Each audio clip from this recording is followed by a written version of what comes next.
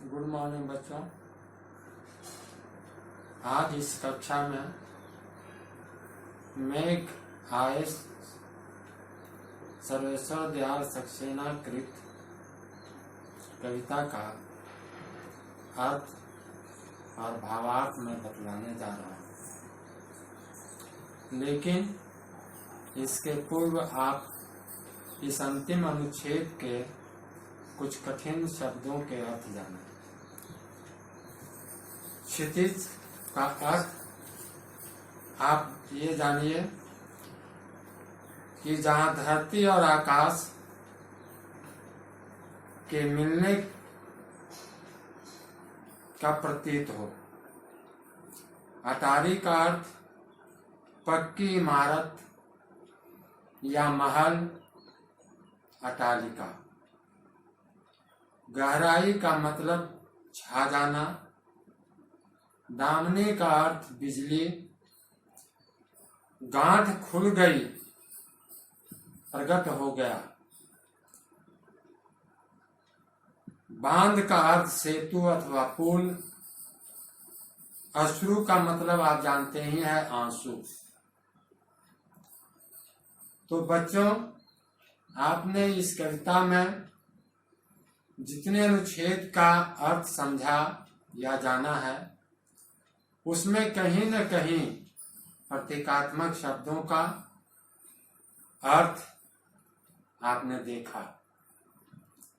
कवि ने हर अनुच्छेद में प्रतीकात्मक शब्दों के अर्थ निर्धारित किए।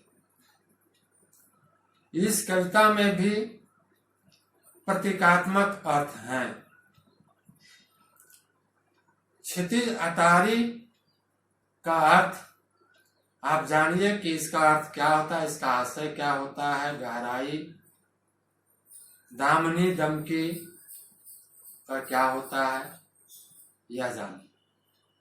तो बच्चों, आकाश में बादल उमड़ घुमड़ रहे हैं और धरती और आकाश एक से प्रतीत होने लगते हैं। दामनी यानी कि बिजली चमकने लगती है, कड़कने लगती है। तो ये इस पहली पंक्ति का अर्थ है। बच्चों, दूसरी पंक्ति में आप देखें कि लिखा हुआ है कि क्षमा करो गांठ खुल गई अब भरम की। भरम, भ्रम होना, संदेह होना। प्रकृति की दृष्टिकोण से यदि यह जाने या समझने का प्रयास करें तो हम पाते हैं कि लोग इस भ्रम में थे कि शायद वर्षा नहीं होगी, मेघ नहीं छाएंगे, लेकिन आकाश में बादल छा गए, वर्षा होने लगी और लोगों के मन में जो भ्रम था, जो संदेह था, वह मिट गया।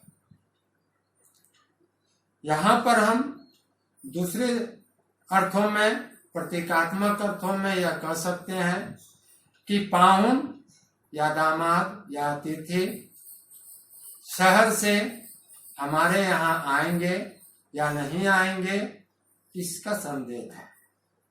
तो मेघ रूपी पाहुन का, मेघ रूपी अतिथि का, मेघ रूपी दामाद का आगमन हो गया और लोगों की भी जो भ्रम था वो समाप्त हो गया। तीसरी पंक्ति में बच्चों लिखा हुआ है कि बांध टूटा झरझर मिलन के अश्रु करके। मानवीकरण किया गया बादल का, ये तो आप जानते ही हैं, शुरू से जान रहे हैं। झमाझम बारिश होने लगी है और इतनी जोर की वर्षा होने लगी कि बांध अर्थात सेतु अथवा पुल यदा कदा जहां तहां सब टूट गए। बांध टूटने का अर्थ यह भी है दूसरा कि सब्र टूट जाना, हिम्मत टूट जाना। ये मैंने आपको दो अर्थ बताए। अश्रु धलके का अर्थ कि लोगों में प्रसन्नता के आंसू बहने लगे। एक तो दामाद के आने पर, दूसरी बार वर्षा के होने। तो वर्षा होने अर्थात मेघ रूपी दामाद के आने से लोगों में खुशी के आंसू झरझर झरझर बहने लगे, यानी कि लोग काफी प्रसन्न हो गए और अटारियों पर चढ़ करके, छतों पर चढ़ करके, मालों पर या ऊंचे ऊंचे घरों पर चढ़ कर करके लोग प्रसन्नता इजहार कर रहे हैं, भीड़ लग रही है। और इस तरह से हम कह सकते हैं कि मेघ आए बड़े बनठन के, सज संवर कर करके, पूरी प्रकृति में हरियाली छा गई, पूरी प्रकृति में मनोरम का दृश्य उत्पन्न हो गया, लोग प्रसन्न हो गए। तो बच्चों, इस अनुच्छेद का अर्थ इतना ही था। और इस तरह से ये मेघ आए शीर्षक कविता जो सर्वेश्वर दयाल सक्सेना ने लिखी थी या लिखी है, यह संपूर्ण रूप में समाप्त हो गया। मैं प्रश्न दे रहा हूं, उन प्रश्नों का जवाब आप लिखेंगे। हाँ, एक मैं आपको सूचना देना चाहता हूं कि आगामी दूसरी या तीसरी कक्षा में मैं आपको टेस्ट लूंगा, क्लास टेस्ट। टेस्ट लेने के पहले मैं आपको कुछ पाठ निर्धारित कर दूंगा, उसे ध्यान से पढ़ेंगे और उसी के अनुसार प्रश्नों का उत्तर करेंगे। प्रश्न जो रहेंगे वह वस्तुनिष्ठ रहेंगे, यानी कि ऑब्जेक्टिव रहेंगे, और प्रत्येक प्रश्न एक एक नंबर का होगा। कुल 20 नंबर का हम आपसे प्रश्न पूछेंगे, 10 नंबर व्याकरण से और 10 नंबर में 5 नंबर साहित्य के कविता भाग से और 5 कहानी भाग से। कहानी भाग में आपको दोनों किताबें निर्धारित रहेंगी, एक जो साइड बुक है एडिशनल, उससे जैसा कि आपको मैंने पढ़ाई है उसमें कहानी माटी वाली कहानी, माटी वाली आपको याद होगा, माटी वाली शीर्षक ये कहानी है, उससे भी मैं प्रश्न करूंगा।